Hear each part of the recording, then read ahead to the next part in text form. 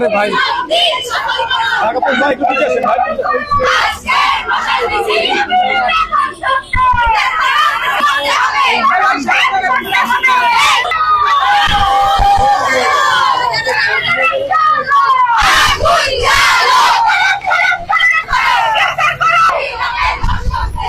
দর্শক, এই মুহূর্তে অবস্থান করছি ইডেন কলেজে। আর দেখতে পাচ্ছেন যে ইডেন কলেজের সাধারণ শিক্ষার্থীরা কিন্তু আজকে মশাল মিছিলের আয়োজন করেছে।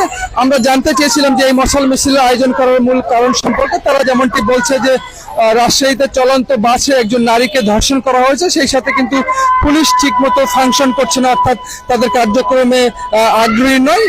তার পাশাপাশি কিন্তু আজকে যেমনটি বলছে যে শহীদ মিনারে গত 21শে ফেব্রুয়ারি একজন শিশুকে ধর্ষণ করা হয়েছে।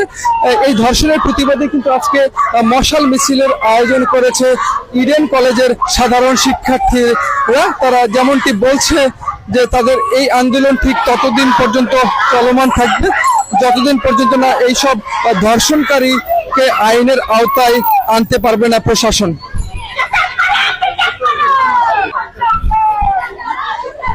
এই মশাল মিছিলটি ইডেন কলেজের মূল ফটক থেকে শুরু করে তারা বেশ খানিকটা রাস্তা কিন্তু এগিয়ে এসেছে, আপনারা দেখছেন, এবং সেই সাথে তারা কিন্তু এই মিছিলটি স্লোগানে মুখরিত করেছে এবং তারা বলছে যে স্বরাষ্ট্র উপদেষ্টার পদত্যাগের দাবি করছে এই মিছিলের মাধ্যমে।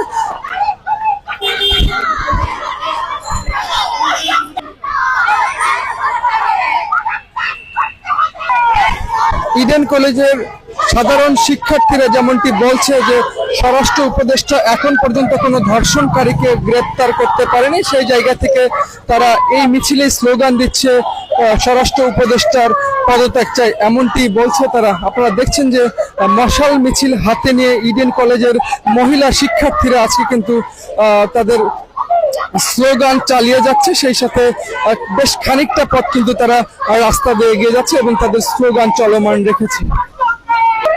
আমরা একজন ইডেন কলেজের শিক্ষার্থীর সাথে কথা বলে জানতে চাই যে আজকে কেন আপনারা মশাল মিছিলের আয়োজন করেছেন, আপনার কাছ থেকে জানতে চাই। আমরা এই আয়োজনটি করেছি মূলত সোচ্চার হওয়ার জন্য। আমরা কোথায় নিরাপদ? আমাদের নিরাপত্তা কোথায়? একটি স্বাধীন দেশে যদি আমরা নিরাপদভাবে চলতে না পারি তাহলে সেখানে আমরা কিভাবে বেঁচে থাকবো? আমাদের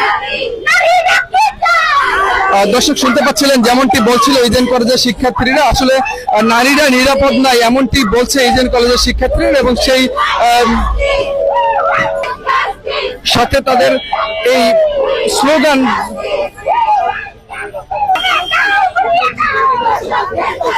দর্শক শুনছেন যেমনটি দর্শকদের কালো হাত ভেঙে দাও, গুড়িয়ে দাও, এই স্লোগান নিয়ে এবং সেই সাথে বিভিন্ন স্লোগান নিয়ে তারা কিন্তু আজকে ইডেন কলেজের মহিলা শিক্ষার্থীরা